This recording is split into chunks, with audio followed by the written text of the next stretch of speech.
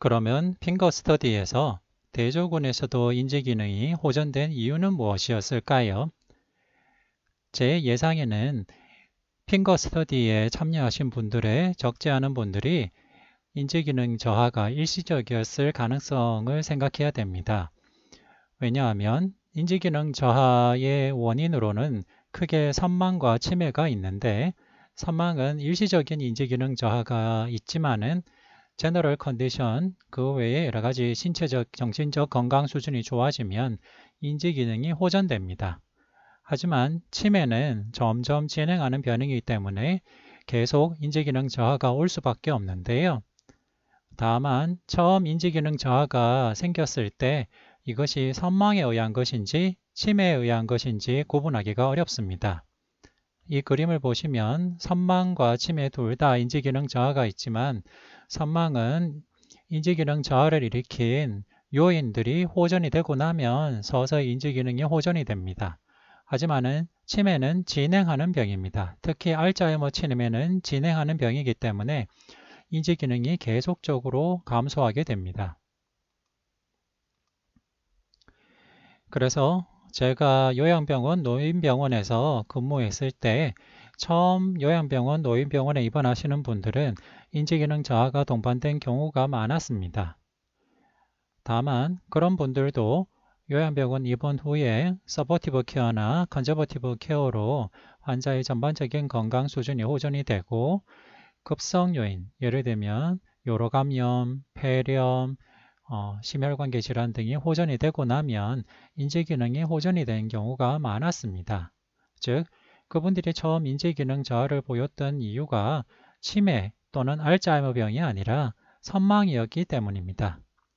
인지기능 저하, 치매의 가역적인 원인이 상당히 중요한데요. 제일 흔한 가역적인 원인은 약물입니다.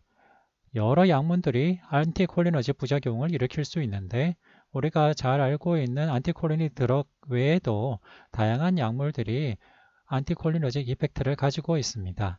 따라서 노인들에서 여러 가지 많은 다약제를 사용할 때는 그 약물들이 갖고 있는 부작용을 고려해야 되겠고, 컨디션이 나빠진 노인들의 경우 약을 끊거나 줄이는 것이 건강에 더 큰 도움이 될 때가 많습니다.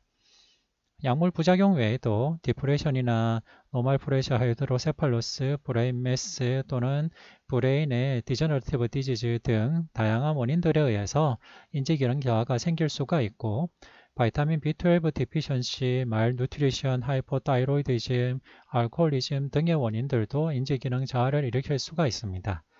이런 약물이나 다른 원인에 의한 인지기능 저하들은 약을 끊거나 중단하고 다른 컨디션들이 호전이 되면 인지기능이 호전이 됩니다.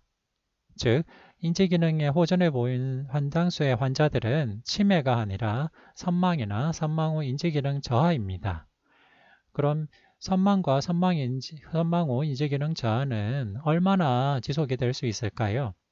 왜냐하면 우리가 생각하는 선망은 일시적, 수일이나 수주에만 지속되는 거라고 생각하기 쉽기 때문입니다.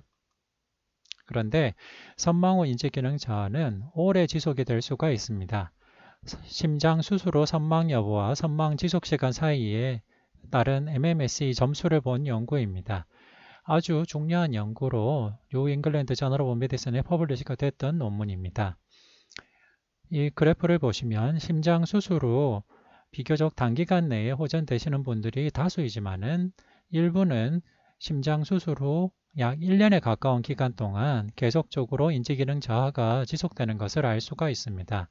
즉, 선망은 우리가 예상하던 것보다 훨씬 더 인지기능 저하를 장기간 일으킬 수 있겠고, 선망 후 인지기능 저하는 1년 이상 지속이 될 수도 있습니다. 그리고 선망의 약 50%가 저활동성 선망입니다. 우리가 선망을 생각하면 하이퍼액티브 데릴리움만 생각하기 쉽습니다. 하이퍼액티브 데릴리움은 환자분이 가만히 있지 못하고 소리를 지르거나 흥분하시거나 하는 상태를 생각합니다. 그런데 선망의 50%가 저활동성 선망입니다. 저활동성 선망은 액티비티가 떨어지고 스피치가 떨어지고 환자분이 약간 처져 있는 상태, 졸리운 상태를 말합니다. 그런데 의사들은 환자의 이런 상태가 선망이라고 생각하기 쉽지 않은데요. 또 이렇게 환자분이 처지고 말이나 행동이 느려진 상태는 꼭 치매처럼 보입니다.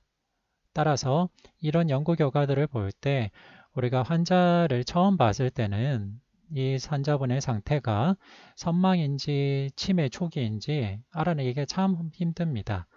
그리고 처음에는 치매로 생각했던 분들도 나중에 제너럴 컨디션이 호전됨에 따라서 인지 기능이 호전될 때가 많은데, 그렇다면 그것은 치매가 아니라 선망 또는 선망 후 인지 기능 저하일 가능성이 더 높다는 말입니다.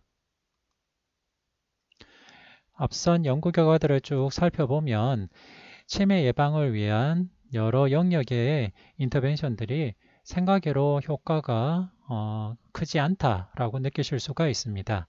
참 안타깝게도 인지기능 저하, 특히 알츠하이머 디지즈에 따른 인지기능 저하는 아직까지는 인지기능을 호전시키는 뾰족한 약이 없습니다.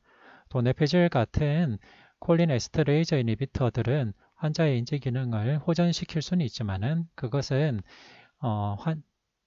알츠하이머 디지즈의 프로그레션을 줄이는 것이 아니라 일시적인 증상 호전 효과에 불과합니다.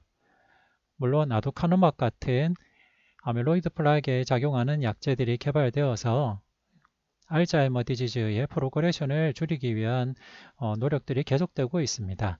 하지만은 아직도 아밀로이드 플라그에 대한 모노클로널 안티바디의 효과에 대해서는 컨트로버시가 있습니다.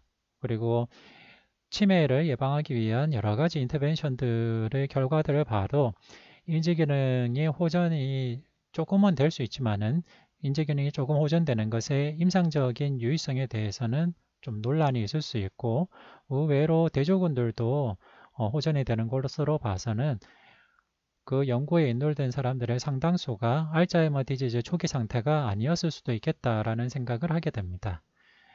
하지만 다행히도 기존의 연구 결과들을 보면 기억력, 인지기능 호전의 효과는 크지 않지만은 그 외에 다른 상태, 보행이나 행동, 일상활동, 그리고 카디오바스큘러 디지즈에 관련된 심혈관계 건강 상태 등은 여러 영역의 중재들이 효과를 보였습니다.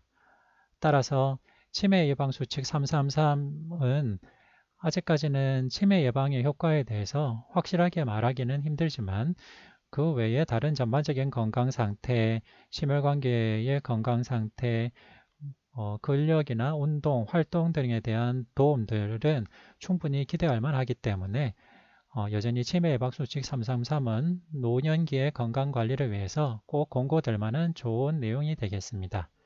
네, 이상 경청해 주셔서 감사합니다.